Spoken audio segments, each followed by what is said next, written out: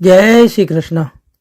પ્રિય વૈષ્ણવજનો, આજે આપણે પુષ્ટિ સત્સંગ સાગર ચેનલમાં આવતીકાલે ફાગણ સુદ સાતમ એટલે કે શ્રી મથુરાનાથજી જે નિધિ સ્વરૂપ છે એનો પાટો ઉત્સવ. તો એ સ્વરૂપની ભાવના સ્વરૂપ કેમ પ્રગટ થયું, કોણે સેવા કરી, એના વિશે સત્સંગ કરશું. એ પહેલાં જો આપે પુષ્ટિ સત્સંગ સાગર ચેનલને સબસ્ક્રાઈબ ન કરી હોય તો સબસ્ક્રાઈબ કરો તથા અન્ય વૈષ્ણવ મિત્રોને શેર કરો, જેથી કરીને સત્સંગના નવા નવા વિડીયોઝ તેમને સુધી પણ પહોંચી શકે.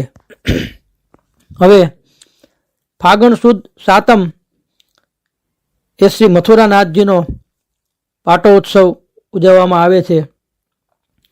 તો આ સ્વરૂપ આપણે જોઈએ તો શ્રીમદ ભાગવતના તામસ પ્રમેય પ્રકરણના પ્રથમ અધ્યાયની ગૌચારણ લીલાનું આ સ્વરૂપ છે અને બીજી બધી લીલા ગુપ્ત છે. એમાં તો એકવાર શ્રી મહાપ્રભુજી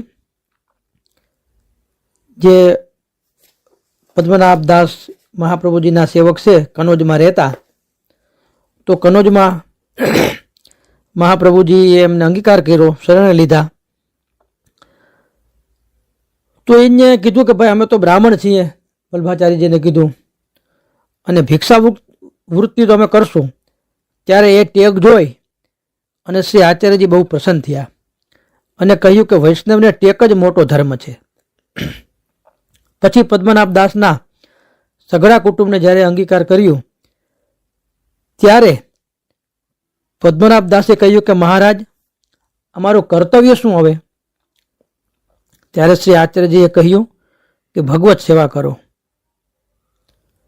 ત્યારે પદ્મનાભદાસે કહ્યું કે મહારાજ, મેં તો પુરાણો, મહાભારત આદિ ઘણા બધા શાસ્ત્રોનો અભ્યાસ કરીને જોયા છે, તો મને શ્રી ઠાકોરજીના સ્વરૂપમાં વિશ્વાસ આવવો બહુ કઠણ છે, પણ કંઈક ચમત્કાર થાય તો મને સેવામાં મારું મન લાગે. તો મહાપ્રભુજી તેમને કનોજથી પોતાની સાથે લીધા અને વ્રજમાં પધાર્યા. ત્યાં મહાવન પાસે કર્ણાવલ નામના સ્થાનમાં શ્રી યમુનાજીના કિનારે આપ શ્રી પ્રાતઃ સંધ્યા કરતા હતા. અને ત્યાં પ્રાતઃ સંધ્યા કરતા જ શ્રી યમુનાજીનો કરાડો એટલે કે ભેખડ તૂટ્યો અને એમાંથી એક ભગવત સ્વરૂપ પ્રગટ થયું, જે તાડના વૃક્ષ જેવું ઊંચું એટલું મોટું સ્વરૂપ નીકળ્યું, એમાંથી પ્રગટ થયું. અને શ્રી આચાર્યજીની આગળ આવીને કહે કે મારી સેવા કરો. ત્યારે શ્રી આચાર્યજી કહે કે હે પ્રભુ, આ કાળમાં વૈષ્ણવની સામર્થ્ય, આ કલિકાલમાં તો આ સેવાનું કોઈ આપના સેવા શૃંગાર કરી શકે એવું સામર્થ્ય નથી.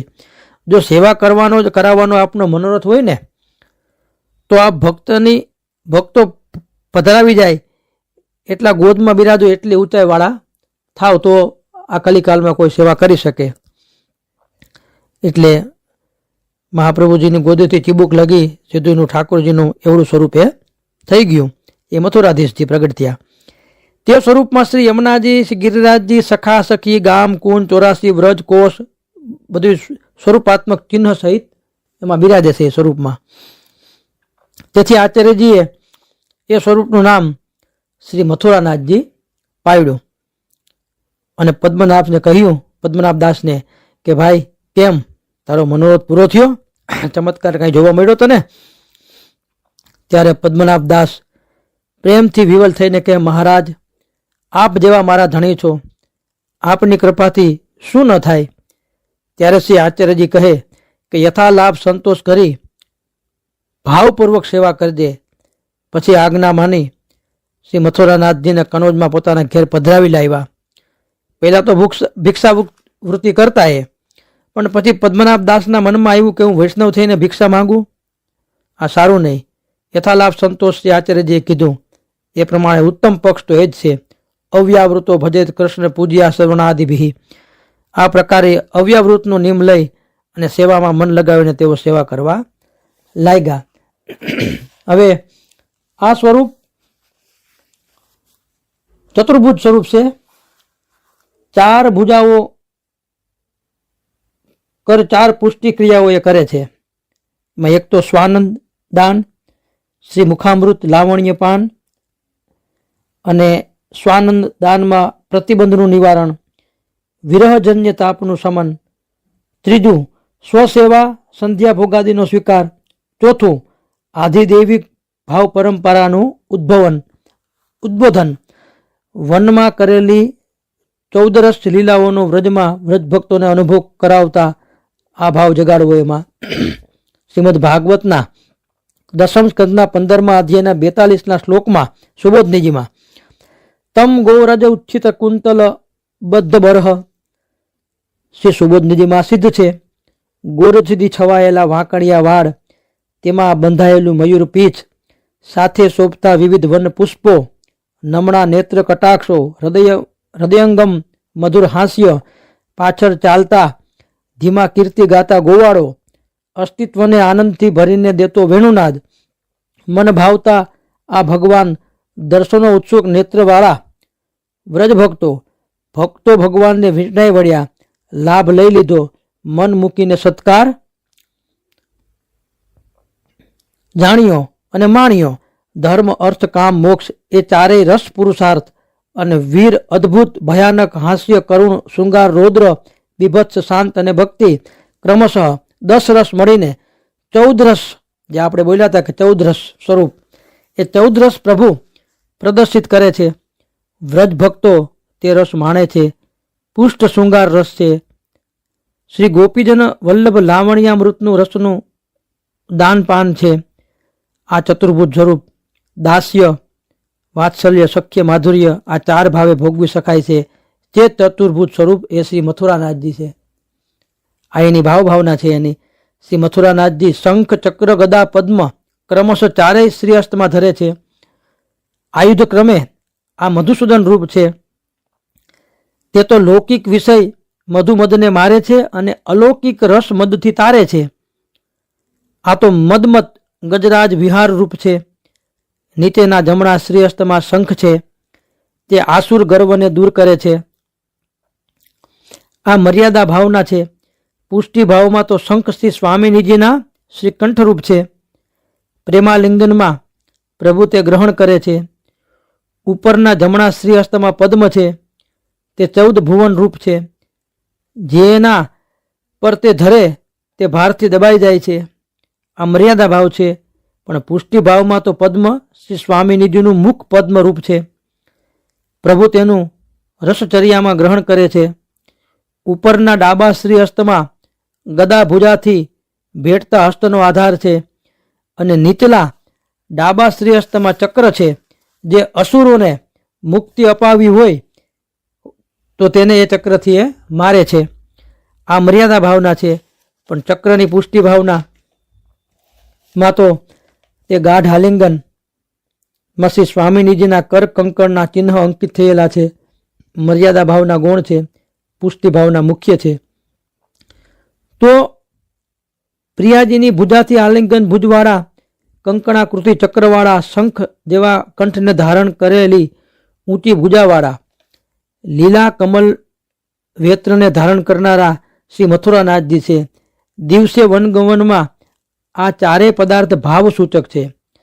4 આયુધો મૂર્તિમંત આધિદેવિક રૂપ ભગવત ભાવિષ્ટ મર્યાદા પુષ્ટિ રૂપ બંને ઐશ્વર્યાદિ 6 ગુણો રૂપ ભગ મળીને 6 છે અને આ સ્વરૂપની પીઠિકા ગોળ છે.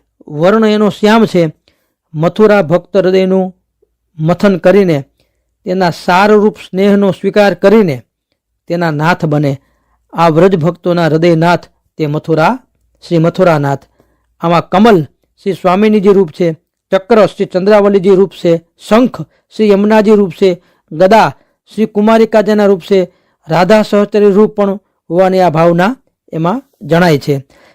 તો ફાગણ વદ 7મે આ મથુરાનાથજીનો પાટોત્સવ છે અને પછી એ સ્વરૂપ પદ્મનાભ દાસજીથી પછીથી સેવાતું અત્યારે હાલ કોટર રાજસ્થાનમાં હાલ પ્રથમ ગૃહના તિલકાયત શ્રી લાલમણીજી મહારાજના આ સ્વરૂપની સેવા કરે છે અને તે કોટા રાજસ્થાનમાં બિરાજે છે. તો આ સ્વરૂપની એની ભાવના થઈ. તો આ મથુરાનાથજીનું સ્વરૂપ મનમોહક અને બધાને મનમાં મંથન કરી શકે એવું સ્વરૂપ છે. મંથન કરે તે મથુરા, ભક્તોના હૃદયનું મંથન કરી તેમાં રહેલી અશુદ્ધિઓ દૂર કરી તે હૃદયને પોતાના બિરાજવા લાયક બનાવી તેમાં બિરાજેલા તેમના હૃદયના નાથ તે શ્રી મથુરાનાથજી, આવો એમનામાં એ નામનો એનો ગૂઢ અર્થ પણ નીકળે છે. અને શ્રી દ્વારકેશજી મહારાજ આ સ્વરૂપની ભાવના એક 4 ટૂંકનું પદ બનાવીમાં બતાવે છે કે સબ બ્રજકો રસ સ્વરૂપ, 4 ભુજા 4 કરે આયુધ, કમલ સ્વામીની રૂપ, ચક્ર તેજ ચંદ્રાવલી ઝૂકો, શંખ શ્રી યમુના જાનો, ગદા કુમારી શ્યામ બરન, વપુ દ્વારકેશ મન આનો. તો આ મથુરાનાથજીનું સ્વરૂપ અને આપણે એની ભાવના જોઈ. આ સ્વરૂપ અત્યારે કોટામાં બિરાજે છે. અને એ પછી આ પ્રથમ નિધિનું સ્વરૂપ કહેવાય, કેમ કે ગિરધરજી શ્રી ગુસાઈજીના હતા, પ્રથમ લાલજી બડે લાલજી, આ સ્વરૂપ તેની માથે પણ પધરાવેલું હતું અને ત્યાંથી સેવા થતા અત્યારે કોટા બિરાજે છે. તો ગિરધરજીની માથે શ્રીનાથજી, શ્રી નવનીત પ્રિયાજી અને શ્રી મથુરાનાથજીની ખૂબ પ્રેમથી સેવા કરી ગિરધરજીએ. તેમણે 56 ભોગ અંગીકાર કરાવ્યો. 45 વર્ષે આચાર્ય પદ મેળવી શ્રી ગિરધરજી લગભગ 35 વર્ષ સુધી આચાર્ય પદ પર બિરાજ્યા હતા. અને શ્રી ગિરધરજીના સમયમાં તેમના નાના ભાઈ 5 ભાઈઓ લીલામાં પધાર્યા. માત્ર શ્રી ગોકુલનાથજી જ ભૂતલ ઉપર બિરાજમાન હતા. સંવંત 1677માં ગોકુલમાં તેણે નિત્ય લીલાવાસ પ્રવેશ કર્યો. તેઓ ભૂતલ ઉપર 80 વર્ષ બિરાજ્યા. અને એક બીજું સ્વરૂપ જે એની દીકરી તુલસા જે પદ્મનાભજી જે છોટે મધુરજી કહેવાય છે, એ પણ ત્યાં કોટામાં પણ એ બિરાજે છે. તો નવનિધિમાંનું આ પણ એક સ્વરૂપ છે શ્રી મથુરાનાથજી. અને કોટામાં ઘણા વૈષ્ણવો ત્યાં દર્શનમાં પણ હોય છે. માર્ગની રીત પ્રમાણે ત્યાં મંગલાથી સેન લગીની સેવા પહોંચાય છે. તો વૈષ્ણવોએ ખરેખર કોટા પણ આ સ્વરૂપના દર્શન કરવા જોઈએ. અને આ મથુરાનાથજીનો એક શ્લોક પણ છે કે મથુરા નાયકમ શ્રીમદ કંસચારુણ મર્દનમ દેવકી પરમાનંદમ ત્વામહમ શરણમ ગત. મથુરા નાયક કંસ ચારુણને મારનારા શોભાવાળા શ્રી દેવકીજીના પરમાનંદ રૂપ તમારે શરણે હું છું, અથવા હું તમારે શરણે છું, આવી પણ એની ભાવના મળે છે. તો આ બધાઈને કાલે ફાગણ સુદ 7મનો શ્રી મથુરાનાથજીના પાટોત્સવની ખૂબ ખૂબ બધાઈ. શ્રી વલ્લભાધીશ કી જય.